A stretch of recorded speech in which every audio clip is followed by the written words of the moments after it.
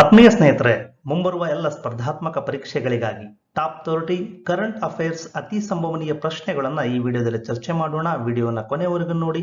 Video ಇಷ್ಟ ಆದ್ರೆ like ಮಾಡಿ, ಇದ್ರ ಬಗ್ಗೆ ಕಾಮೆಂಟ್ಸ್ ಮಾಡಿ, ನಿಮ್ಮ ಸ್ನೇಹಿತರಿಗೂ ಶೇರ್ ಮಾಡಿ ಅಂತ ಹೇಳುತ್ತಾ ಮೊದಲನೇ ಪ್ರಶ್ನೆ, ಐಎಎಫ್ ನ ಮಿಲಿಟರಿ ವಿಮಾನಗಳಲ್ಲಿ ಬಳಸಲು ಅನುಮೋದಿಸಲಾದ ಬಯೋಜೆಟ್ ಇಂಧನವನ್ನು ಯಾವ ಸಂಸ್ಥೆಯು ಅಭಿವೃದ್ಧಿಪಡಿಸಿದೆ? ಬಯೋಜೆಟ್ ಇಂಧನವನ್ನು ಇಂಡಿಯನ್ ಇನ್ಸ್ಟಿಟ್ಯೂಟ್ ಆಫ್ ಪೆಟ್ರೋಲಿಯಂ ಅಭಿವೃದ್ಧಿಪಡಿಸಿದೆ. Indian institute of petroleum council of scientific and industrial ರಿಸರ್ಚ್ನ ಘಟಕ ಪ್ರಯೋಗಾಲಯವು ಬಯೋಜೆಟ್ ಇಂಧನವನ್ನು ಅಭಿವೃದ್ಧಿಪಡಿಸಿದೆ. ಭಾರತೀಯ ವಾಯುಪಡೆಯ ಮಿಲಿಟರಿ ವಿಮಾನಗಳಲ್ಲಿ ಬಳಸಲು ಇದನ್ನು ಔಪಚಾರಿಕವಾಗಿ ಅನುಮೋದಿಸಲಾಗಿದೆ. ಸುದ್ದಿಯಲ್ಲಿ ಕಂಡುಬರುವ ಕಾವೇರಿ ಪ್ರಾಜೆಕ್ಟ್ ಯಾವ ಕ್ಷೇತ್ರಕ್ಕೆ ಸಂಬಂಧಿಸಿದ್ದು? ಕಾವೇರಿ ಪ್ರಾಜೆಕ್ಟ್ ಇದು ಸ್ವದೇಶಿ ಇಂಜಿನ್ಗಳ ಅಭಿವೃದ್ಧಿಗೆ ಸಂಬಂಧಪಟ್ಟಿದ್ದು. ಭದ್ರತೆಯ ಕ್ಯಾಬಿನೆಟ್ ಸಮಿತಿ ಕ್ಯಾಬಿನೆಟ್ ಕಮಿಟಿ ಆನ್ ಸೆಕ್ಯೂರಿಟಿ 1989 ರಲ್ಲಿ ಸ್ಥಳೀಯ ಕಾವೇರಿ ಇಂಜಿನ್ ಯೋಜನೆಯನ್ನು ಮಂಜೂರು ಮಾಡಿತ್ತು. ಈ ಯೋಜನೆ 30 ವರ್ಷಗಳ ಕಾಲ 2035.56 ಕೋಟಿ ವೆಚ್ಚದಲ್ಲಿ 9 ಪೂರ್ಣ ಮಾದರಿ ಎಂಜಿನ್ ಮತ್ತು 4 ಕೋರ್ ಎಂಜಿನ್ಗಳನ್ನು ಅಭಿವೃದ್ಧಿಪಡಿಸಿತು. ಹುನಾರ್ ಹಾತ್ ಅನ್ನು ಯಾವ ಸಚಿವಾಲಯ ಆಯೋಜಿಸಿದೆ? 2021ರ ಇಂಡಿಯಾ ಇಂಟರ್ನ್ಯಾಷನಲ್ ಟ್ರೇಡ್ ಫೇರ್ನಲ್ಲಿ ಬೆಳ್ಳಿ ಪದಕವನ್ನು ಪಡೆದಿದೆ. ಹುನಾರ್ ಹಾತ್ ಅನ್ನು ಅಲ್ಪಸಂಖ್ಯಾತ ವ್ಯವಹಾರಗಳ ಸಚಿವಾಲಯ ಆಯೋಜಿಸಿದೆ. ಹುನಾರ್ ಹಾತ್ ಅನ್ನುವುದು ಕೇಂದ್ರ ಅಲ್ಪಸಂಖ್ಯಾತ ವ್ಯವಹಾರಗಳ ಸಚಿವಾಲಯ ಭಾರತದ ಕುಶಲಕರ್ಮಿಗಳು ತಮ್ಮ ಪರಿಣಿತಿಯನ್ನು ಪ್ರದರ್ಶಿಸಲು ಮತ್ತು ಸಾಂಪ್ರದಾಯಿಕ ಕಲೆಗಳ ಅಭಿವೃದ್ಧಿಗಾಗಿ ಕೌಶಲಗಳನ್ನು ನವೀಕರಿಸುವುದು ಮತ್ತು ತರಬೇತಿ ಅಡಿಯಲ್ಲಿ ಉದ್ಯೋಗದ ಅವಕಾಶಗಳನ್ನು ಅನ್ವೇಷಿಸಲು ಒದಗಿಸಿದ ವೇದಿಕೆಯಾಗಿದೆ. ಇತ್ತೀಚೆಗೆ ದೆಹಲಿಯಲ್ಲಿ 33ನೇ ಹುನಾರ್ ಹಾತ್ ಅನ್ನು ಆಯೋಜಿಸಲಾಗಿತ್ತು.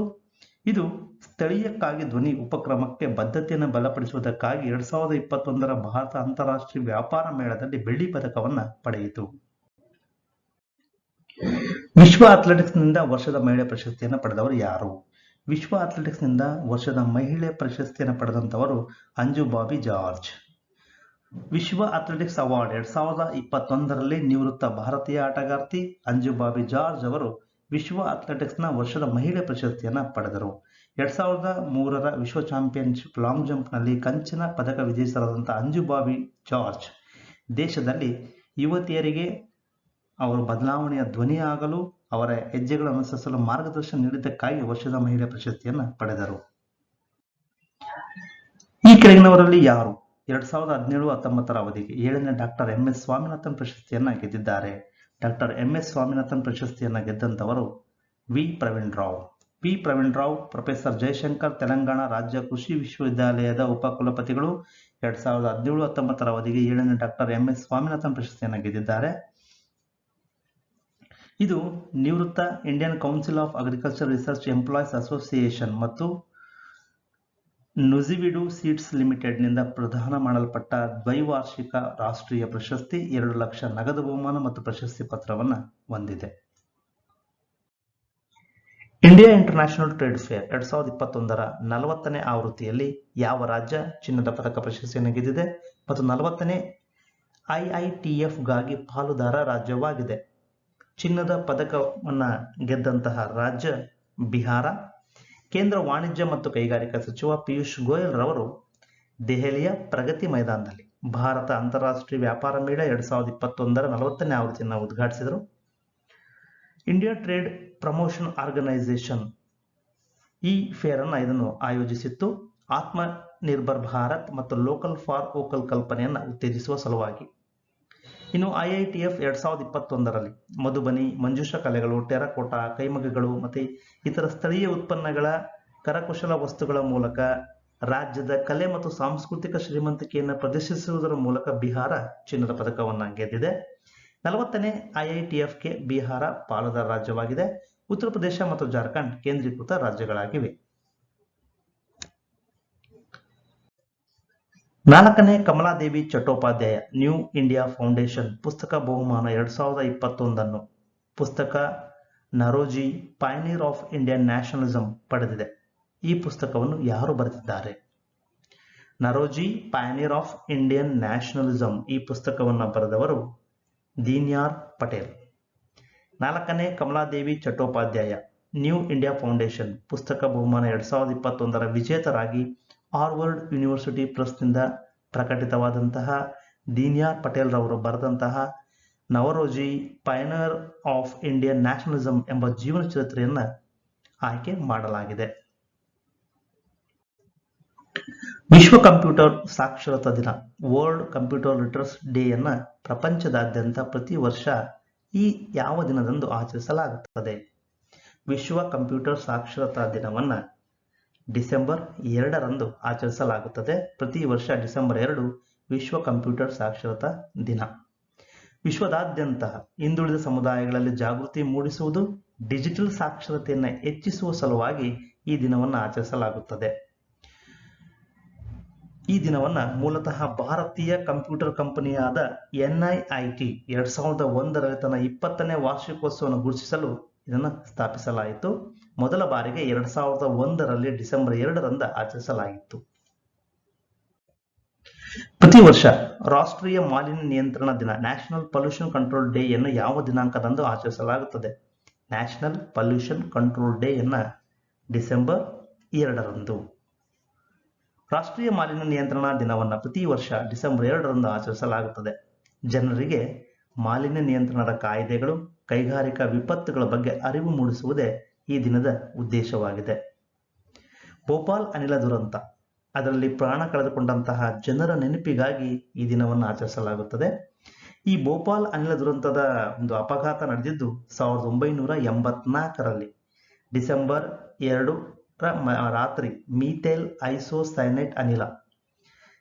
ಈ ಭೋಪಾಲ್ ಅನಿಲ ದುರಂತದಲ್ಲಿ ಬಿಡುಗಡೆ ಸೋರಿಕೆಯಾದಂತಹ ಅನಿಲ ಯಾವುದಪ್ಪ ಅಂದ್ರೆ ಮೀಥೈಲ್ ಐಸೋಸೈನೇಟ್ ಅನಿಲ ಸೋರಿಕೆಯಾಗಿ ಸಾವಿರಾರು ಜನರ ಸಾವಿಗೆ ಕಾರಣವಾಗಿತ್ತು.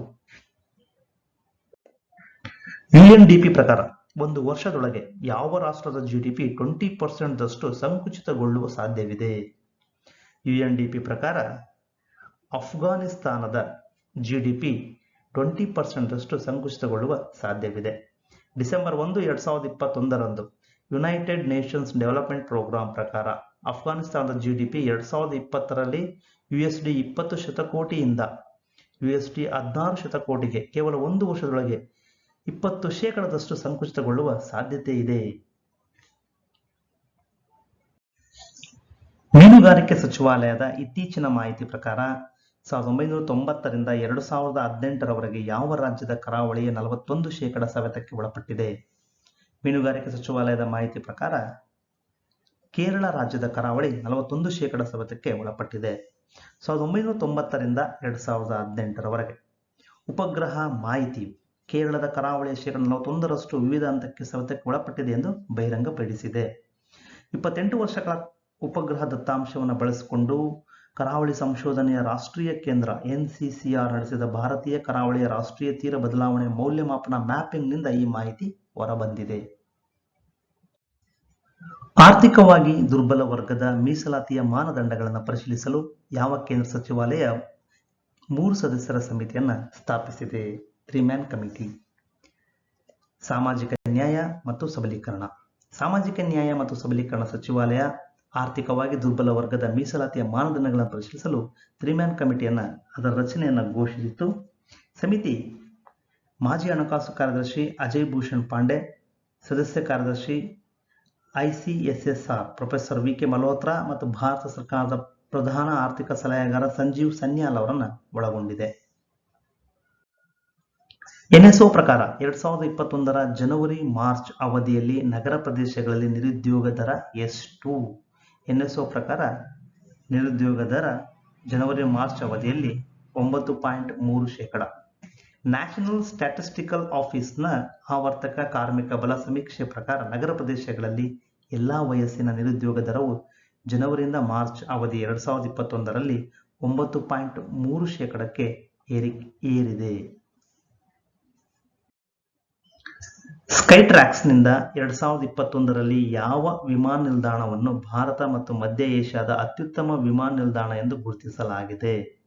ಸ್ಕೈಟ್ರಾಕ್ಸ್ನಿಂದ 2021ರಲ್ಲಿ ಅತ್ಯುತ್ತಮ ವಿಮಾನ ನಿಲ್ದಾಣ ಎಂದು ಇಂದಿರಾ ಗಾಂಧಿ ಅಂತಾರಾಷ್ಟ್ರೀಯ ವಿಮಾನ ನಿಲ್ದಾಣ ನವದೆಹಲಿಯನ್ನು ಗುರುತಿಸಲಾಗಿದೆ. ದೆಹಲಿಯ ಇಂದಿರಾ ಗಾಂಧಿ ಅಂತಾರಾಷ್ಟ್ರೀಯ ವಿಮಾನ ನಿಲ್ದಾಣವನ್ನು ಸ್ಕೈಟ್ರಾಕ್ಸ್ ಈ ವರ್ಷ ಭಾರತ ಮತ್ತು ಮಧ್ಯ ಏಷ್ಯಾದ ಅತ್ಯುತ್ತಮ ವಿಮಾನ ನಿಲ್ದಾಣ ಎಂದು ಗುರುತಿಸಿದೆ. ಈ ಸ್ಕೈಟ್ರಾಕ್ಸ್ ಪ್ರಕಟಿಸತಕ್ಕಂಥ ವರ್ಲ್ಡ್ 200 ವಿಮಾನ ನಿಲ್ದಾಣಗಳ ಪಟ್ಟಿಯಲ್ಲಿ ಹೈದರಾಬಾದ್, ಮುಂಬೈ ಮತ್ತು ಬೆಂಗಳೂರಿನ ಇತರ ವಿಮಾನ ನಿಲ್ದಾಣಗಳೊಂದಿಗೆ ದೆಹಲಿ ವಿಮಾನ ನಿಲ್ದಾಣವು ಕಾಣಿಸಿಕೊಂಡಿದೆ. 10ನೇ ವಾರ್ಷಿಕ ವಿಶ್ವ ಸಹಕಾರಿ monitor annual world cooperative monitor ವರದಿ 2021ರ ಆವೃತ್ತಿಯಲ್ಲಿ ಯಾವ ಕಂಪನಿಯು ವಿಶ್ವದ ಅಗ್ರ 300 ಸಹಕಾರಿಗಳಲ್ಲಿ ನಂಬರ್ 1 ಸಹಕಾರಿ ಎಂದು ಸ್ಥಾನ ಪಡೆದಿದೆ? ನಂಬರ್ 1 ಕೋಆಪರೇಟಿವ್ ಎಂದು ಸ್ಥಾನ ಪಡೆದಂಥದ್ದು Indian farmers fertiliser cooperative limited. Indian farmers fertiliser cooperative limited 10ನೇ ವಾರ್ಷಿಕ ವಿಶ್ವ ಸಹಕಾರಿ ಮಾನಿಟರ್ ವರದಿ 2021ರ ಆವೃತ್ತಿಯಲ್ಲಿ ವಿಶ್ವದ ಅಗ್ರ 300 ಸಹಕಾರಿಗಳಲ್ಲಿ ನಂಬರ್ 1 ಸಹಕಾರಿ ಎಂದು ಸ್ಥಾನ ಪಡೆದಿದೆ. ಇದನ್ನು ಸ್ಥಾಪನೆ ಮಾಡಿದ್ದು 1967ರಲ್ಲಿ. ಇದರ ಕೇಂದ್ರ ಕಚೇರಿ ಇರುವುದು ನವದೆಹಲಿಯಲ್ಲಿ. ಇದರ ಎಂಡಿ ಮತ್ತು ಸಿಇಒ ಡಾಕ್ಟರ್ US ಅವಸ್ಥಿ. 2021ರ ವಿಶ್ವ ಸಹಕಾರಿ monitor annual world cooperative monitor ವರದಿಯನ್ನು ಇಂಟರ್ನ್ಯಾಷನಲ್ ಕೋಆಪರೇಟಿವ್ ಅಲಯನ್ಸ್ ಮತ್ತು European research institute on cooperative and social enterprises ಪ್ರಕಟಿಸಿದೆ. ಯಾವ ಬ್ಯಾಂಕ್ ಇತ್ತೀಚೆಗೆ ತನ್ನ USD 650 ಮಿಲಿಯನ್ ಗ್ರೀನ್ ಬಾಂಡ್ಗಳನ್ನು Indian international exchange India INX ಮತ್ತು ಲಕ್ಸೆಂಬರ್ಗ್ ಸ್ಟಾಕ್ ಎಕ್ಸ್ಚೇಂಜ್ನಲ್ಲಿ ಏಕಕಾಲದಲ್ಲಿ ಪಟ್ಟಿ ಮಾಡಿದೆ? ಸರಿಯಾದ ಉತ್ತರ ಆಯ್ಕೆ 4, state bank of India. State bank of India ತನ್ನ USD 650 ಮಿಲಿಯನ್ ಹಸಿರು ಬಾಂಡ್ಗಳನ್ನು ಗ್ರೀನ್ ಬಾಂಡ್ಗಳನ್ನು ಏಕಕಾಲದಲ್ಲಿ ಇಂಡಿಯಾ ಇಂಟರ್ನ್ಯಾಷನಲ್ ಎಕ್ಸ್ಚೇಂಜ್ ಮತ್ತು ಲಕ್ಸೆಂಬರ್ಗ್ ಸ್ಟಾಕ್ ಎಕ್ಸ್ಚೇಂಜ್ನಲ್ಲಿ ಪಟ್ಟಿ ಮಾಡಿದೆ. ಇನ್ನು ಇಂಡಿಯಾ ಇಂಟರ್ನ್ಯಾಷನಲ್ ಎಕ್ಸ್ಚೇಂಜ್ ಬಗ್ಗೆ ಮಾಹಿತಿ ತಿಳ್ಕೊಳ್ಳೋದಾದರೆ ಇದನ್ನು 2017ರಲ್ಲಿ ಸ್ಥಾಪಿಸಲಾಯಿತು. ಇದರ ಕೇಂದ್ರ ಕಚೇರಿ ಇರುವುದು ಗುಜರಾತ್ ರಾಜ್ಯದ ಗಾಂಧಿನಗರದಲ್ಲಿ. ಅದರ MD CEO V ಬಾಲಸುಬ್ರಮಣಿಯಂ. ಸಾಂಸ್ಕೃತಿಕ ಮತ್ತು ಸೃಜನಶೀಲ ಕೈಗಾರಿಕೆಗಳಿಗೆ ಯುನೆಸ್ಕೋ ಸದ್ಭಾವನಾ ರಾಯಭಾರಿಯಾಗಿ ಯಾರು ನೇಮಕಗೊಂಡಿದ್ದಾರೆ? ಯುನೆಸ್ಕೋ ಸದ್ಭಾವನಾ ರಾಯಭಾರಿಯಾಗಿ ನವೋಮಿ ಕವಾಸೆ ಅವರು ನೇಮಕಗೊಂಡಿದ್ದಾರೆ.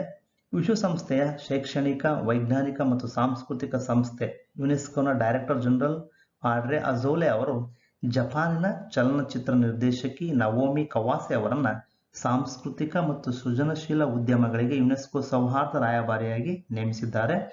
ಇನ್ನು UNESCO United Nations Educational, Scientific and Cultural Organization ಇದರ ಸ್ಥಾಪನೆಯಾಗಿದ್ದು 1945ರ ನವೆಂಬರ್ 16. ಇದರ ಹೆಡ್ ಕ್ವಾರ್ಟರ್ ಇರುವುದು ಫ್ರಾನ್ಸ್ನ ಪ್ಯಾರಿಸ್ನಲ್ಲಿ. ಇದರ ಸದಸ್ಯರು ಮೆಂಬರ್ಸ್ 193 ದೇಶಗಳು. ಇದರ ಮುಖ್ಯಸ್ಥರು ಡೈರೆಕ್ಟರ್ ಹೆಡ್ ಆಡ್ರೆ ಅಜೌಲೆ. ಅಂತಾರಾಷ್ಟ್ರೀಯ ಹಣಕಾಸು ನಿಧಿಯ ಮೊದಲ ಉಪವ್ಯವಸ್ಥಾಪಕ ನಿರ್ದೇಶಕರಾಗಿ ಯಾರು ನೇಮಕಗೊಂಡಿದ್ದಾರೆ? ಉಪವ್ಯವಸ್ಥಾಪಕ ನಿರ್ದೇಶಕರಾಗಿ ಗೀತಾ ಗೋಪಿನಾಥ್ ರವರು ನೇಮಕಗೊಂಡಿದ್ದಾರೆ. ಅಂತಾರಾಷ್ಟ್ರೀಯ ಹಣಕಾಸು ನಿಧಿ IMFನ ಮುಖ್ಯ ಅರ್ಥಶಾಸ್ತ್ರಜ್ಞೆ ಗೀತಾ ಗೋಪಿನಾಥ್ ರವರು ಸಂಸ್ಥೆಯ ನಂಬರ್ 2 ಅಧಿಕಾರಿಯಾಗಿ ಅಧಿಕಾರ ವಹಿಸಿಕೊಳ್ಳಲಿದ್ದಾರೆ. ಮೊದಲ ಉಪವ್ಯವಸ್ಥಾಪಕ ನಿರ್ದೇಶಕ ಜೆಫ್ರಿ ಒಕಾಮೋಟೋ ಅವರು ಮುಂದಿನ ವರ್ಷದ ಆರಂಭದಲ್ಲಿ IMF ಅನ್ನು ತೊರೆಯಲಿದ್ದಾರೆ. ಗೀತಾ ಗೋಪಿನಾಥ್ IMFನ ಮೊದಲ ಉಪವ್ಯವಸ್ಥಾಪಕ ನಿರ್ದೇಶಕರಾಗಲಿದ್ದಾರೆ. ಇನ್ನು ಇಂಟರ್ನ್ಯಾಷನಲ್ ಮಾನಿಟರಿ ಫಂಡ್ IMF ಬಗ್ಗೆ ಮಾಹಿತಿ ತಿಳ್ಕೊಳ್ಳೋದಾದರೆ ಇದು ಫಾರ್ಮೇಷನ್ ಆಗಿದ್ದು 1945ರ ಡಿಸೆಂಬರ್ 27ರಂದು. ಇದರ ಹೆಡ್ ಕ್ವಾರ್ಟರ್ ಇರುವುದು ವಾಷಿಂಗ್ಟನ್ DC ಯುನೈಟೆಡ್ ಸ್ಟೇಟ್ಸ್ನಲ್ಲಿ. ಇದರ ಮೆಂಬರ್ ಕಂಟ್ರೀಸ್ 190. ಯಾವ ರಾಜ್ಯದ ಪೊಲೀಸರಿಗೆ ಅಧ್ಯಕ್ಷರ ಬಣ್ಣ ಪ್ರೆಸಿಡೆಂಟ್ಸ್ ಕಲರ್ ಪ್ರಶಸ್ತಿ ನೀಡಿ ಗೌರವಿಸಲಾಗಿದೆ? ಪ್ರೆಸಿಡೆಂಟ್ಸ್ ಕಲರ್ ಪ್ರಶಸ್ತಿಯನ್ನು ಹಿಮಾಚಲ ಪ್ರದೇಶ ರಾಜ್ಯದ ಪೊಲೀಸರಿಗೆ ನೀಡಿ ಗೌರವಿಸಲಾಗಿದೆ. ಹಿಮಾಚಲ ಪ್ರದೇಶದ ಗವರ್ನರ್ ರಾಜೇಂದ್ರ ವಿಶ್ವನಾಥ್ ಅರ್ಲೇಕರ್ ಅವರು ಹಿಮಾಚಲ ಪ್ರದೇಶದ ಪೊಲೀಸರಿಗೆ ಅಧ್ಯಕ್ಷರ ಬಣ್ಣ ಪ್ರೆಸಿಡೆಂಟ್ಸ್ ಕಲರ್ ಪ್ರಶಸ್ತಿಯನ್ನು ನೀಡಿ ಗೌರವಿಸಿದರು. ಇದನ್ನು ರಾಜ್ಯ ಪೊಲೀಸರ ಪರವಾಗಿ ಪೊಲೀಸ್ ಮಹಾನಿರ್ದೇಶಕರಾದ ಸಂಜಯ್ ಕುಂದೂರ್ ಅವರು ಸ್ವೀಕರಿಸಿದರು. ಇನ್ನು ಹಿಮಾಚಲ ಪ್ರದೇಶದ ಬಗ್ಗೆ ಅದರ ಕ್ಯಾಪಿಟಲ್ ಶಿಮ್ಲಾ, ಸಮ್ಮರ್ನಲ್ಲಿ, ವಿಂಟರ್ನಲ್ಲಿ ಧರ್ಮಶಾಲಾ. ಇದರ governor Rajendra Vishwanath Arlekar, chief minister Jairam Thakur. ವಿಕಲಾಂಗ ವ್ಯಕ್ತಿಗಳ ಅಂತಾರಾಷ್ಟ್ರೀಯ ದಿನವನ್ನು ಪ್ರತಿ ವರ್ಷ ಈ ಯಾವ ದಿನದಂದು ಆಚರಿಸಲಾಗುತ್ತದೆ? International day of persons with disability December 3ರಂದು ಆಚರಿಸಲಾಗುತ್ತದೆ. ಅಂತಾರಾಷ್ಟ್ರೀಯ ಅಂಗವಿಕಲರ ದಿನ ಪ್ರತಿ ವರ್ಷ ಡಿಸೆಂಬರ್ 3ರಂದು ಸಮಾಜದ ಎಲ್ಲ ಕ್ಷೇತ್ರಗಳಲ್ಲಿ ವಿಕಲಾಂಗ ವ್ಯಕ್ತಿಗಳ ಹಕ್ಕುಗಳು ಮತ್ತು ಯೋಗಕ್ಷೇಮವನ್ನು ಉತ್ತೇಜಿಸುವ ಉದ್ದೇಶದಿಂದ ಆಚರಿಸುವ ಒಂದು ಜಾಗತಿಕ ಆಚರಣೆ. ಇದನ್ನ 1992ರಲ್ಲಿ United Nation general assembly resolution ಮೂಲಕ ರಾಜಕೀಯ, ಸಾಮಾಜಿಕ, ಆರ್ಥಿಕ ಮತ್ತು ಸಾಂಸ್ಕೃತಿಕ ಜೀವನದ ಪ್ರತಿಯೊಂದು ಅಂಶಗಳಲ್ಲಿ ವಿಕಲಾಂಗ ವ್ಯಕ್ತಿಗಳು ಎದುರಿಸತಕ್ಕಂಥ ಸಮಸ್ಯೆಗಳ ಅರಿವನ್ನು ಹೆಚ್ಚಿಸುವ ಉದ್ದೇಶದಿಂದ ಘೋಷಿಸಲಾಯಿತು. ಈ 2021ರ theme leadership and participation of persons with disabilities towards an inclusive, accessible and sustainable post covid world ಎನ್ನುವುದಾಗಿದೆ. ಭೋಪಾಲ್ ಅನಿಲ ದುರಂತ ಸಂಭವಿಸಿದ ವರ್ಷ ಯಾವುದು? ಭೋಪಾಲ್ ಅನಿಲ ದುರಂತ ಸಂಭವಿಸಿದ ವರ್ಷ 1984. ಭೋಪಾಲ್ ಅನಿಲ ದುರಂತ 2 ಮತ್ತು 3 ಡಿಸೆಂಬರ್ 1984ರ ರಾತ್ರಿ ಮಧ್ಯಪ್ರದೇಶದ ಭೋಪಾಲ್ನಲ್ಲಿರುವ ಯೂನಿಯನ್ ಕಾರ್ಬೈಡ್ ಇಂಡಿಯಾ ಲಿಮಿಟೆಡ್ ಕೀಟನಾಶಕ ಘಟಕದಲ್ಲಿ ಅನಿಲ ಸೋರಿಕೆಯಾದಾಗ ಸಂಭವಿಸಿತು. 5 ಲಕ್ಷಕ್ಕೂ ಹೆಚ್ಚು ಜನರು ಮೀಥೇಲ್ ಐಸೋಸೈನೇಟ್ ಅನಿಲಕ್ಕೆ ಒಡ್ಡಿಕೊಂಡಿದ್ದರಿಂದ ಈ ದುರಂತವನ್ನು ವಿಶ್ವದ ಅತ್ಯಂತ ಕೆಟ್ಟ ಕೈಗಾರಿಕಾ ವಿಪತ್ತುಗಳಲ್ಲಿ ಒಂದೆಂದು ಪರಿಗಣಿಸಲಾಗಿದೆ. ಫಾರ್ಚೂನ್ ಇಂಡಿಯಾ 50 ಅತ್ಯಂತ ಶಕ್ತಿಶಾಲಿ ಮಹಿಳೆಯರ ಪಟ್ಟಿಯಲ್ಲಿ ಯಾರು ಅಗ್ರಸ್ಥಾನದಲ್ಲಿದ್ದಾರೆ? ಫಾರ್ಚೂನ್ ಇಂಡಿಯಾ 50 ಅತ್ಯಂತ ಶಕ್ತಿಶಾಲಿ ಮಹಿಳೆಯರ ಪಟ್ಟಿಯಲ್ಲಿ ನಿರ್ಮಲಾ ಸೀತಾರಾಮನ್ ರವರು ಅಗ್ರಸ್ಥಾನದಲ್ಲಿದ್ದರೆ, ರಿಲಯನ್ಸ್ನ ನೀತಾ ಅಂಬಾನಿ ಅವರು 2ನೇ ಸ್ಥಾನವನ್ನು ಗಳಿಸಿದ್ದಾರೆ. WHOನ ಮುಖ್ಯ ವಿಜ್ಞಾನಿ ಸೌಮ್ಯ ಸ್ವಾಮಿನಾಥನ್ 3ನೇ ಸ್ಥಾನದಲ್ಲಿದ್ದರೆ, ಬಯೋಕಾನ್ ಲಿಮಿಟೆಡ್ ಸಂಸ್ಥಾಪಕಿ ಕಿರಣ್ ಮಜುಮ್ದಾರ್ ಶಾ 4ನೇ ಸ್ಥಾನದಲ್ಲಿದ್ದಾರೆ. ಯಾವ ಸಂಸ್ಥೆಯೊಂದಿಗೆ ಭಾರತವು ಕ್ಲೀನ್ ಎನರ್ಜಿ ಮತ್ತು ಕ್ಲೈಮೇಟ್ ಪಾಲುದಾರಿಕೆಯನ್ನು 2021-23ರ ಅವಧಿಯವರೆಗೆ ಒಪ್ಪಂದ ಮಾಡಿಕೊಂಡಿದೆ? ಸರಿಯಾದ ಉತ್ತರ ಆಯ್ಕೆ 4, ಯುರೋಪಿಯನ್ ಯೂನಿಯನ್. ಭಾರತ ಮತ್ತು ಯುರೋಪಿಯನ್ ಯೂನಿಯನ್ ಎನರ್ಜಿ ಪ್ಯಾನೆಲ್ ಸಭೆಯಲ್ಲಿ ಕ್ಲೀನ್ ಎನರ್ಜಿ ಮತ್ತು ಕ್ಲೈಮೇಟ್ ಪಾಲುದಾರಿಕೆಯನ್ನು ಹೆಚ್ಚಿಸಲು ಭಾರತ ಮತ್ತು ಯುರೋಪಿಯನ್ ಯೂನಿಯನ್ ಒಪ್ಪಿಕೊಂಡಿವೆ. 2016ರ ಭಾರತ EU ಕ್ಲೀನ್ ಎನರ್ಜಿ ಮತ್ತು ಕ್ಲೈಮೇಟ್ ಪಾಲುದಾರಿಕೆಯನ್ನು ಕಾರ್ಯಗತಗೊಳಿಸಲು 2023ರವರೆಗೆ ಕೆಲಸದ ಕಾರ್ಯಕ್ರಮವನ್ನು ಜಂಟಿಯಾಗಿ ಒಪ್ಪಿಕೊಂಡರು. ಇಂಧನ ದಕ್ಷತೆ, ನವೀಕರಿಸಬಹುದಾದ ಶಕ್ತಿ, ಹಸಿರು ಜಲಜನಕ ಇತ್ಯಾದಿಗಳಲ್ಲಿ ತಾಂತ್ರಿಕ ಸಹಕಾರವನ್ನು ಹೆಚ್ಚಿಸಲು ಒಪ್ಪಿಕೊಂಡರು. ಇನ್ನು ಯುರೋಪಿಯನ್ ಯೂನಿಯನ್ ಬಗ್ಗೆ ಮಾಹಿತಿ ತಿಳ್ಕೊಳ್ಳೋದಾದ್ರೆ, ಇದನ್ನು 1993ರ ನವೆಂಬರ್ 1ರಂದು ಸ್ಥಾಪಿಸಲಾಯಿತು ನೆದರ್ಲ್ಯಾಂಡ್ನಲ್ಲಿ. ಇದರ ಹೆಡ್ ಕ್ವಾರ್ಟರ್ ಇರೋದು ಬ್ರಸೆಲ್ಸ್. ಇದರ ಮೆಂಬರ್ ಸ್ಟೇಟ್ಸ್ 27, ಅಫಿಷಿಯಲ್ ಲ್ಯಾಂಗ್ವೇಜಸ್ 24. ಯಾವ ಯೋಜನೆಯು 2021ರ ಸಾಂಸ್ಕೃತಿಕ ಪರಂಪರೆಯ ಸಂರಕ್ಷಣೆಗಾಗಿ 2 ಯುನೆಸ್ಕೋ ಏಷ್ಯಾ ಪೆಸಿಫಿಕ್ ಪ್ರಶಸ್ತಿಗಳನ್ನು ಗೆದ್ದಿದೆ? ಯುನೆಸ್ಕೋ ಏಷ್ಯಾ ಪೆಸಿಫಿಕ್ ಪ್ರಶಸ್ತಿಯನ್ನು ಗೆದ್ದಂತಹ ಯೋಜನೆ ನಿಜಾಮುದ್ದೀನ್ ಬಸ್ತಿ, ನವದೆಹಲಿ, ಭಾರತ. ನಿಜಾಮುದ್ದೀನ್ ರಿವೈವಲ್ ಪ್ರಾಜೆಕ್ಟ್ ಐತಿಹಾಸಿಕ ನಿಜಾಮುದ್ದೀನ್ ಬಸ್ತಿ ಸಮುದಾಯದ ಸಮಗ್ರ ನಗರ ಪುನರುಜ್ಜೀವನದ ಭಾರತದ ಯೋಜನೆ ದೆಹಲಿ 2 ವಿಭಾಗಗಳ ಅಡಿಯಲ್ಲಿ ಸಾಂಸ್ಕೃತಿಕ ಪರಂಪರೆಯ ಸಂರಕ್ಷಣೆಗಾಗಿ ಯುನೆಸ್ಕೋ ಏಷ್ಯಾ ಪೆಸಿಫಿಕ್ ಪ್ರಶಸ್ತಿಗಳ 2021 ಗೆದ್ದಿದೆ. ಶ್ರೇಷ್ಠತೆಯ ಪ್ರಶಸ್ತಿ ಮತ್ತು ಸುಸ್ಥಿರ ಅಭಿವೃದ್ಧಿಗಾಗಿ ವಿಶೇಷ ಮನ್ನಣೆ. ಈ ಯೋಜನೆ 14ನೇ ಶತಮಾನದ ಪೂಜ್ಯ ಸೂಫಿ ಸಂತ ಹಜರತ್ ನಿಜಾಮುದ್ದೀನ್ ಔಲಿಯಾ ಅವರ ಸಮಾಧಿಯ ಸುತ್ತಲೂ 20ಕ್ಕೂ ಹೆಚ್ಚು ಐತಿಹಾಸಿಕ ಸ್ಮಾರಕಗಳ ನಿಖರವಾದ ಮರುಸ್ಥಾಪನೆಯನ್ನು ಒಳಗೊಂಡಿರುತ್ತದೆ. ಅಂತಾರಾಷ್ಟ್ರೀಯ ಬ್ಯಾಂಕುಗಳ ದಿನವನ್ನು ಜಾಗತಿಕವಾಗಿ ಯಾವ ದಿನದಂದು ಆಚರಿಸಲಾಗುತ್ತದೆ? International day of banks. ಇದನ್ನು ಡಿಸೆಂಬರ್ 4ರಂದು ಆಚರಿಸಲಾಗುತ್ತದೆ. ಸುಸ್ಥಿರ ಬೆಳವಣಿಗೆಗಳಿಗೆ ಹಣಕಾಸು ಒದಗಿಸುವಲ್ಲಿ ಬಹುಪಕ್ಷೀಯ ಮತ್ತು ಅಂತಾರಾಷ್ಟ್ರೀಯ ಅಭಿವೃದ್ಧಿ ಬ್ಯಾಂಕ್ಗಳ ಪ್ರಾಮುಖ್ಯತೆಯನ್ನು ಗುರುತಿಸುವುದಕ್ಕೋಸ್ಕರ ಡಿಸೆಂಬರ್ 4ರಂದು ಅಂತಾರಾಷ್ಟ್ರೀಯ ಬ್ಯಾಂಕುಗಳ ದಿನವನ್ನು ಆಚರಿಸಲಾಗುತ್ತದೆ. 2019ರಲ್ಲಿ ಯುನೈಟೆಡ್ ನೇಷನ್ಸ್ನ ಜನರಲ್ ಅಸೆಂಬ್ಲಿ ಡಿಸೆಂಬರ್ 4ಅನ್ನು ಅಂತಾರಾಷ್ಟ್ರೀಯ ಬ್ಯಾಂಕುಗಳ ದಿನ ಎಂದು ಗೊತ್ತುಪಡಿಸಿತು. 2020ರಲ್ಲಿ ಮೊದಲ ಬಾರಿಗೆ ಆಚರಿಸಲಾಯಿತು. ಪ್ರತಿ ವರ್ಷ ವಿಶ್ವ ಮಣ್ಣಿನ ದಿನವನ್ನು ಯಾವ ದಿನದಂದು ಆಚರಿಸಲಾಗುತ್ತದೆ? World soil day, December 5. ವಿಶ್ವ ಮಣ್ಣಿನ ದಿನವನ್ನು ವಾರ್ಷಿಕವಾಗಿ ಡಿಸೆಂಬರ್ 5ರಂದು ಆರೋಗ್ಯಕರ ಮಣ್ಣಿನ ಪ್ರಾಮುಖ್ಯತೆಯ ಮೇಲೆ ಕೇಂದ್ರೀಕರಿಸುವ ಮತ್ತು ಮಣ್ಣಿನ ಸಂಪನ್ಮೂಲಗಳ ಸುಸ್ಥಿರ ನಿರ್ವಹಣೆಗಾಗಿ ಪ್ರತಿಪಾದಿಸುವ ಸಾಧನವಾಗಿ ಆಚರಿಸಲಾಗುತ್ತದೆ. 2013ರ ಜೂನ್ನಲ್ಲಿ ಫುಡ್ ಅಂಡ್ ಅಗ್ರಿಕಲ್ಚರ್ ಆರ್ಗನೈಸೇಷನ್ ಸಮ್ಮೇಳನ ವಿಶ್ವ ಮಣ್ಣಿನ ದಿನವನ್ನು ಸರ್ವಾನುಮತದಿಂದ ಅನುಮೋದಿಸಿತು.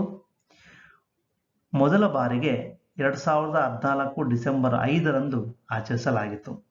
2021 ವರ್ಲ್ಡ್ ಸಾಯಿಲ್ ಡೇ ಥೀಮ್ ಮಣ್ಣಿನ ಲವಣಾಂಶವನ್ನು ನಿಲ್ಲಿಸಿ ಮಣ್ಣಿನ ಉತ್ಪಾದಕತೆಯನ್ನು ಹೆಚ್ಚಿಸಿ.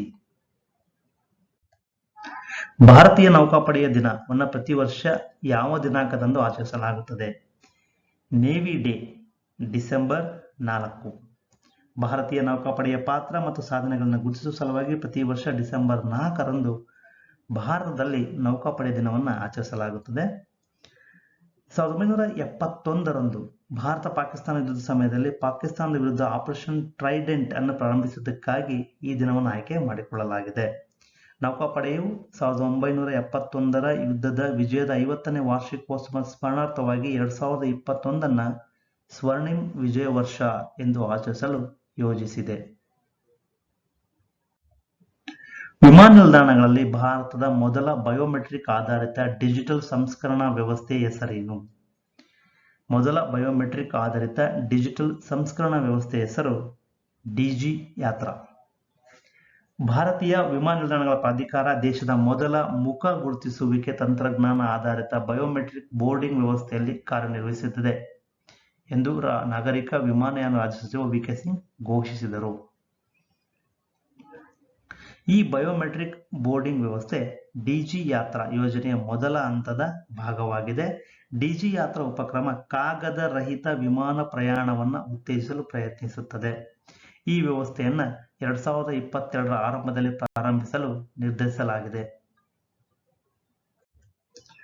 ಯಾವ ಬಾಹ್ಯಾಕಾಶ ಸಂಸ್ಥೆ ಇತ್ತೀಚೆಗೆ 48 ಸ್ಟಾರ್ಲಿಂಕ್ ಇಂಟರ್ನೆಟ್ ಉಪಗ್ರಹಗಳು ಮತ್ತು 2 ಬ್ಲ್ಯಾಕ್ ಸ್ಕೈ ಸ್ಯಾಟಲೈಟ್ಗಳನ್ನು ಹೊತ್ತ ರಾಕೆಟ್ ಅನ್ನು ಉಡಾವಣೆ ಮಾಡಿದೆ? ಸರಿಯಾದ ಉತ್ತರ ಆಯ್ಕೆ 4 ಸ್ಪೇಸ್ ಎಕ್ಸ್. ಎಲಾನ್ ಮಸ್ಕ್ ರವರ aerospace company space X 48 Starlink internet ಉಪಗ್ರಹಗಳನ್ನು ಮತ್ತು 2 ಬ್ಲಾಕ್ ಸ್ಕೈ ಉಪಗ್ರಹಗಳನ್ನು ಹೊತ್ತೊಯ್ಯುವ ಫಾಲ್ಕನ್ 9 ರಾಕೆಟ್ ಅನ್ನು ಫ್ಲೋರಿಡಾದಿಂದ ಪೇಲೋಡ್ ಆಗಿ ಯಶಸ್ವಿಯಾಗಿ ಉಡಾವಣೆ ಮಾಡಿದೆ. ಆತ್ಮೀಯರೇ, ಇದುವರೆಗೆ ಈ ವಿಡಿಯೋ ನೋಡೋದಕ್ಕಾಗಿ ಧನ್ಯವಾದಗಳು. ಮತ್ತೆ ಮುಂದಿನ ವಿಡಿಯೋದೊಂದಿಗೆ ಭೇಟಿಯಾಗೋಣ. ಮತ್ತೊಮ್ಮೆ ಧನ್ಯವಾದಗಳು.